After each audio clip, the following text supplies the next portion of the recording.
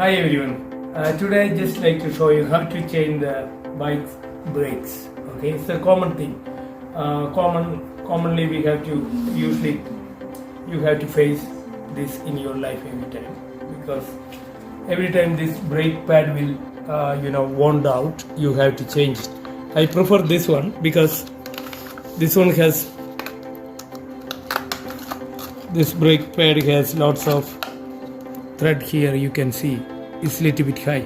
There is other one with a wider one, but the problem is that one thicker pad. And what I just want to show you how we can adjust this brake pad in order to make good to rotate the wheel smoothly. Okay, but usually you come across when you change it, you will come across to make more tight on the wheel to rotate. That's the thing you have to know how to change the gap here, how much clearance you can leave here in order to rotate the wheel. Mine one, as you can see here, look, this wheel already rubbed out. See this aluminum rim almost rubbed too much. Okay, how this happened? Because I am wondering, there is a rubber here, look like all rubber coated. Then my brake also, look at here, is all rubber coated here, the black one, right? And when you check here, this is black rubber coated, the pad. Then I am wondering how this wheel got worn out, almost rubbed out this much. Okay, this is I really surprised how come this happened. Okay, this is still there is on the rubber. My pad is on the rubber black color, you can see, but my wheel rim, aluminum rim, is worn out almost I think almost 250th of an inch. Okay, that's what I want to see what's happening there. This is inch Allen key. Okay, we can choose almost this Allen key, but when you put it in here, there is a play. When you look here, this Allen key inch, okay, this inch Allen key, there is a play here. Then better don't use if you see this much play. Use the metric Allen key. Okay, this one inch, there is a play for this. Then better use. Okay, this is metric Allen key. Okay, and I use this one. Okay, which is most likely 5. Okay, size 5 metric Allen key I am using it. And when you put it in this one, look, there is no play, not too much play. Then better use metric Allen key 5 for I think most of the bike. Okay, and I put the bike upside down in order to work easily. I take it out. There is lots of washers in between, as you can see there is a washers there. Okay, take out the wash. Look from here, there's lots of washers. Okay, this wash has a one is taper inside. You see the taper inside, and this small wash has a taper also. You have to put this wash top of this, then it will seat perfectly inside the taper hole. Okay, that's how they design. And this thing you can twist it and take it upwards. Always take upwards. If your bike you put upside down, take upwards. If your bike in normal position, take downwards. Easy way. Okay, when you look my brake pad, you can see there is a metal wire is projecting.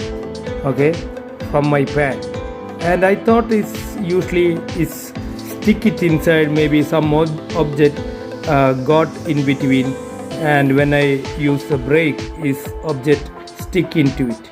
But then later I found out this thing is not any other outside object. This is a part of the brake pad.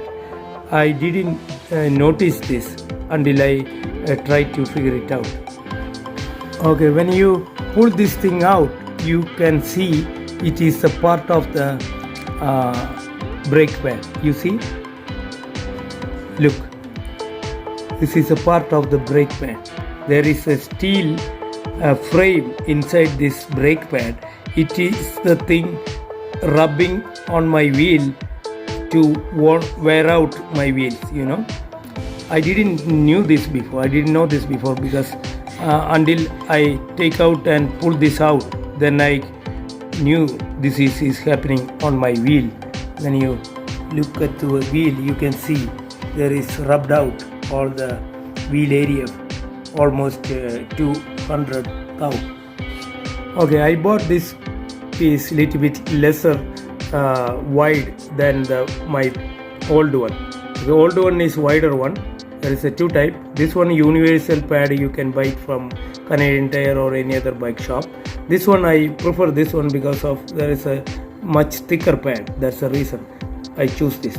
Okay, but when you choose this, the nut behind this one is very short. For this nut is longer.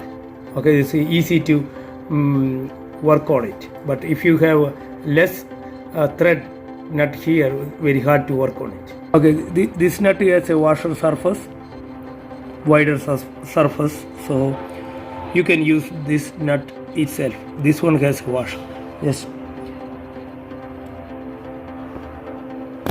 bring this brake pad from inside, put it in. There is a hole. Okay, you see this hole here. Okay, we have to put through this hole. Okay, don't lose the washer. Okay, now you can put the nut from the behind. Simple.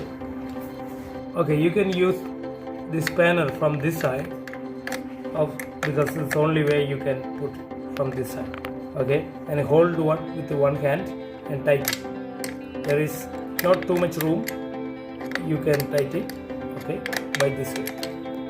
Now you try to rotate the wheel, but it stops here. Look, it's rubbing here. Now what we have to do, okay, is touching here. Now there is a bike, all bike there is option here. There is 3 hole, 1, 2, 3. There is a 3 hole and there is a pin inside. You can adjust this pin in order to move your brake pad backwards and forward. These 3 holes here. Okay, this is the thing you have to notice.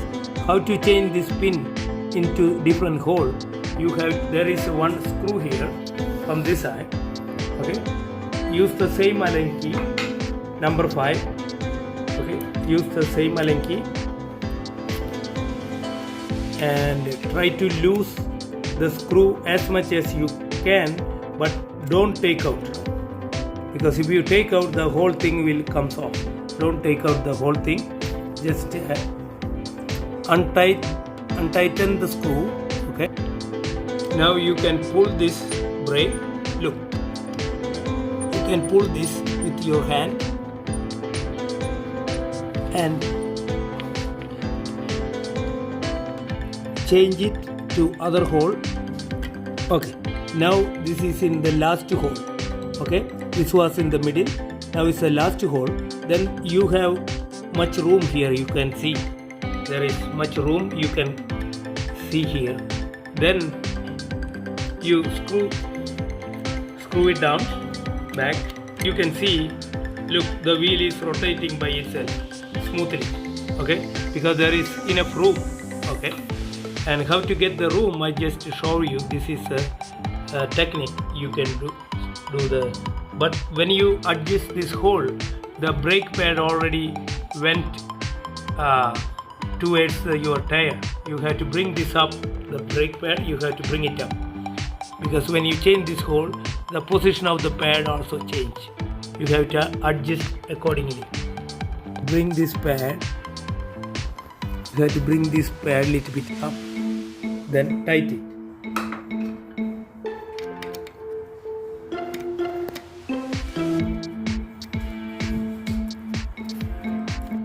Okay, you have to change the other side of the brake. This hole you have to change it to the same hole. Then only the both brake will work together. After you putting both brake pad in, then you test the brake. Okay. This is very hard to bring up. Then you need to use the screwdriver in order to pull this up. Okay. It's very hard to come out. See, now I use the screwdriver to pull this out. Sometimes you need to use screwdriver because this one has one thing you have to notice, because once you changing this wire hole position, there is a tendency to bring this wire act as a spring. It will come off from here. There is a slot here. This wire supposed to go in. Okay, maybe the wire will come off. You need to put it back after this wire came off. Okay, this wire might be came off. You can put it in after tightening this screw. You can put this wire back all the way. Slot there. Look, it's put in place now. It's supposed to be in this slot. You have to push it towards. If it came off, you can put it in. Okay, but same time you need to put this wire into this hole, then put this wire into this slot. Okay, then tight this back. Okay, now after you tightening the brake pad, it will be distorted in different direction. You have to use a plier to adjust the pad. Okay, like this. Okay, now pad is straight, and both pad you use the plier to adjust accordingly. This brake pad is down than this one. This one is exactly aligned with the wheel, but this one is little bit not off. Brake pad is down than this wheel. You have to bring it up. We already tightened it. We just use the screwdriver and hammer from the back to bring it up. Okay, just little bit tap it. Maybe it will help to bring up. See, now it's aligned with this wheel now. Just tap it little bit. It will come to align. Okay. Now your brake is supposed to be hold it this way. Now your wheel is rotating and you hold the brake. Stop. Okay. See? That's it. Okay. Then you can adjust the brake here once you put upside down. Look, the brake is not both brake pad is moving. Okay, this brake pad not moving, only this one. Okay, this one is moving, this not moving. Then you have to adjust here. You know, this wire goes straight. Okay, you have to put inside here, and this wire goes straight here. You need to adjust this wire. See, now the wire came off. You have to pull this towards, as much as you hold with the one hand, you hold with both together and pull out this wire as much as you could. Okay, try to touching against the wheel, and you tight this screw. Okay, now I put the bike a normal position. What I did, I put one stool here and a wood piece here, support the the frame. Okay, I put it over this wood and stool. Then this wheel can rotate by itself. Okay, now your wheel can rotate, and now you apply the brake. What I did, I adjust I unscrew this nut and pull this wire, and holding with one hand I tighten the nut. Okay, and as much as I close this brake pad near the wheel, and I hold it this both thing with one hand and tight this nut, pulling this wire, then the brake is almost very good. Look here, the wheel is rotating and now it stop. Wheel is rotate and stop. Very good, because when you close this one, your brake will be harder. When you close this one, your brake will be harder. If you lose this one widen, if you make it widen, the brake will be loose. Okay, that's why I tight brake very tight. Now is stopping. Very good. You see? Okay. You see, this is what you have to adjust. It takes some time, but you need to do. If you are really riding the bike every day, you have to adjust the brake accordingly. Then only you will be a satisfied rider.